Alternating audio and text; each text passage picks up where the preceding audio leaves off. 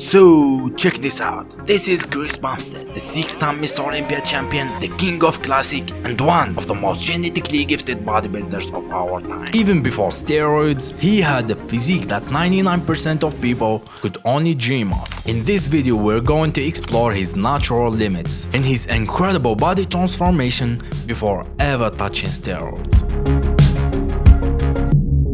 Christopher Adam Bumstead was born on February 2, 1994 in Ottawa, Canada. His father Jeff worked as a chief information officer and his mother Mary was a social worker. I grew up with a very kind, humble father. My mom was a social worker, not exactly a therapist, but she was very encouraging of getting help like that. And Chris grew up with his older sister Melissa, who was not just a sibling, but his protector and closest friend. she was like the cool older sister, was the coolest of the fashion. She could buy me alcohol when I was underage. She would buy me the cool clothes and all that kind of stuff. We were also raised to be very independent.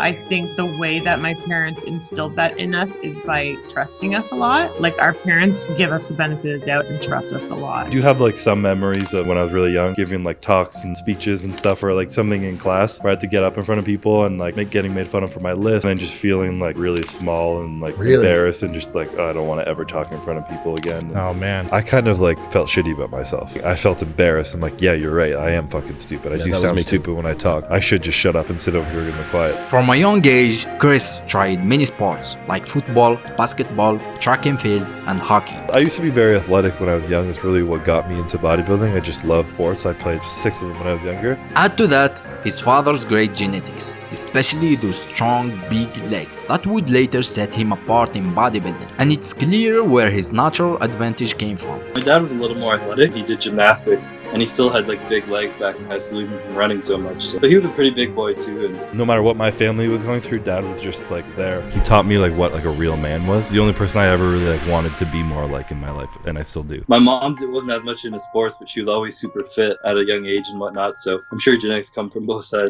Get out of the way! Yeah, Brad. This is gay. At 13 years old, his true passion began to shift when he first stepped into the gym. When I was 13 years old, I started really getting a gym membership and training, even doing push-ups and stuff and pull-ups in my basement, just trying to do anything. Like many teenagers, Chris started lifting weights to gain confidence and build strength for football and basketball, dreaming of being a top athlete. He enjoyed the weight room and doing all the work he was doing in football. It wasn't very serious, obviously, because I didn't really know what I was doing. And I just fell in love with the whole process of all that. And I immediately just started putting on muscle. During just a few years, Chris's body started to change in a big way. Between freshman and senior years, he went from 170 to 225 pounds, with his legs making the biggest progress. So I was a skinny kid to begin with, but I just put on muscle really easily. His muscles responded well to working out. You could see definition that you didn't see in the other kids, so we could tell that he had a pretty good genetics. Obviously, I had great genetics, so as I was training and I was progressed, started to get some attention for that. It felt good. Young kid trying to find his way in life. You'll be like, oh, you're jacked, you have a lot of muscle, and you're like, fuck yeah, this feels good.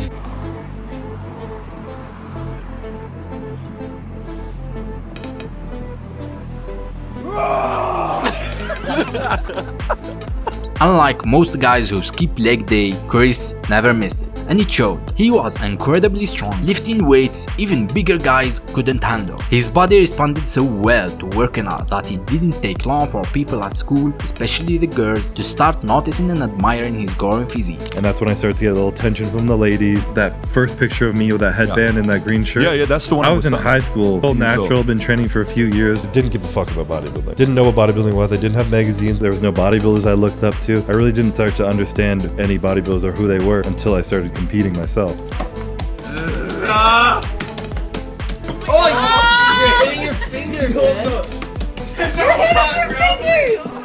And this was all natural. Now steroids. Just hard work, good genes, and a lot of chicken and rice. I was hardcore back in the day. I remember getting really into it to the point where winter in Canada, I would put a jacket on, a hood on, jog to the gym, and then I would train. Back from school, have basketball practice, football practice or something, and then run to the gym, train, and then run home and eat and go to bed and go to school the next morning in high school. At 17, Chris's casual weightlifting turned serious when he met Ian Valier, his sister's boyfriend and the professional bodybuilder. In terms of bodybuilding, bodybuilding world, he's the guy I looked up to. The cool jack guy of the city, you know, the most jack guy in Ottawa. And he saw a lot of potential in me. He's like, yo, you have crazy genetics. Like, when I met Chris, he was obviously a young kid. He was still in high school, you know, and I could tell at that point that he did have aspirations to bodybuild. So when he saw the potential I had, I worked out with him every now and then. He helped me kind of understand how to put on more muscle. Ian became a mentor, introducing Chris to the world of bodybuilding. Chris began to see the sport as more than just lifting weights, it became a passion.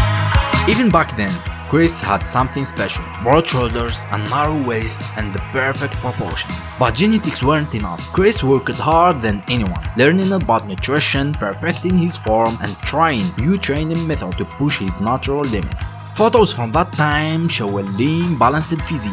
He wasn't the biggest guy in the gym, but his attention to detail was unmatched. You were like a little virgin boy in high school. I was a good, nice little boy. Yeah, for sure. All the girls loved you. Every lift, every meal, every decision was a step toward building a 6-time Olympia champion. Despite his athletic build, Chris realized after high school that he didn't have what it took to compete at the highest level in the sport he loved. This left him at a crossroads, wondering what's next. So he took a gap year to figure things out. I was taking a year off high school to make some money, pay for university and stuff. This is the time to stack it all on top. This is my time to do all this. But this is also like the most exciting time of my life to enjoy where I'm actually at. He worked small jobs here and there. It wasn't exactly his dream. I got my first job at a deli in a grocery store, so I was cutting meat for sandwich meat. And then out of high school, I worked for a moving company, 9 to 5 every single day. After that, I worked at a supplement store, which was the easiest thing ever. One job that no one knows about, but I actually worked as a salesman in a perfume store. It was a pretty funny thing. My friends would come in, they would laugh at me the whole time, but he felt lost, unsure of his future, and like many of us at that age, he turned to the party life. I was a nice, respectable, caring, empathetic fuckboy. Yup, Party Chris was born. Wide nights, new friends, and maybe a few too many drinks. No, I was young. We had a good group of friends who had a lot of friends, and we were in college, and what else are you gonna do? We were just enjoying life. College, I was like, this is the only time I'm gonna be able to live with a group of guys and just like have like little to no responsibility. And I still trained all the time. The strongest I ever was, somehow, was when I was like getting blackout drunk 3 times a week. And I'd go to the gym the next day, go to the cafeteria at like 1 p.m. after I woke up, get some food in, go to the gym and squat like 600 pounds. He was living it up, making memories, and let's be real, probably doing some dumb stuff along the way. But hey, no regrets, right? It's all part of the journey. Rubber go balls to the wall. Yeah. Enjoy this time right now. Go deadlift fucking max out every day and just like seep in these moments because they will be gone. After this, Chris went to Dalhousie University in Halifax, Canada. He thought about becoming a physiotherapist, however, he wasn't fully committed. Those were the last photos of Chris as a natural bodybuilder. Believe it or not, this was the physique of a 19 years old Chris Bumstead. Lean, balanced, and genetically gifted. He was a freak of nature, no doubt. But even with all his natural talent, Chris knew it wasn't enough to compete at the highest level. And that's when he made the tough decision to start using steroids. It wasn't an easy choice, but for Chris, it was the next step towards his dream. I was 18 years old, fresh out of high school, and I was 100% natural. So like, there's no reason for me to lie about that. And I can say this with much truth, and the picture was really good, but I was 18 years old, and then I hopped on stuff like 6 months later, I think, because I took a year off after high school, and then it was in the winter of that year off, I was working a moving job, like doing shit, and I remember I was like, fuck it, I want to try competing, I want to try hopping on some stuff and getting big and competing. In March 2014, with the right guidance from Ian Vidaire, Chris started his first steroid cycle, taking Anavar and later testosterone to prepare for his first competition. This marked the start of Chris's serious bodybuilding career, as he pushed his body beyond its natural limits to step on the stage for the very first time. That decision has to be your own, and it has to be a well-educated decision, because people like bodybuilding for like a few years and they like take steroids and they're like, I don't actually like bodybuilding. The side effects to it can vary so greatly depending on the person. You just never know what you're going into. You know, you could do one cycle and then your natural testosterone could be dumped for the rest of your life, or you have to be on TRT forever. It also highlighted how far he had come naturally. His transformation before steroids led to the foundation for the champion he would become. He's never never needed much. It's always been very conservative, and we've just kind of kept it there because he's continually succeeded with what we've been using. So there's no reason to push it. We don't need much. Let's just keep that in our mind. Chris and Melissa entered the regional bodybuilding show in Ontario, Canada, and both walked away with overall victories, with Melissa winning the figure title and Chris dominating the junior. And the rest, as they say, is history. And you could already see the beginnings of that signature physique that would soon set him apart. The first show that I did, as well as Christopher's first show, was the same stage. I mean, we both didn't really have any idea what was going to happen. My parents watching me do a show, that's like felt just weird. I put on a small little posing trunks. We had to go up first, and I remember being so nervous to take my pants off in front of the crowd and wear this little like mankini type thing on stage. I was on stage, I was like shaking up there, and I barely even remember being on stage the first time because I was so nervous. And I think that's when it was kind of like, holy shit, like this guy's going to be a big deal.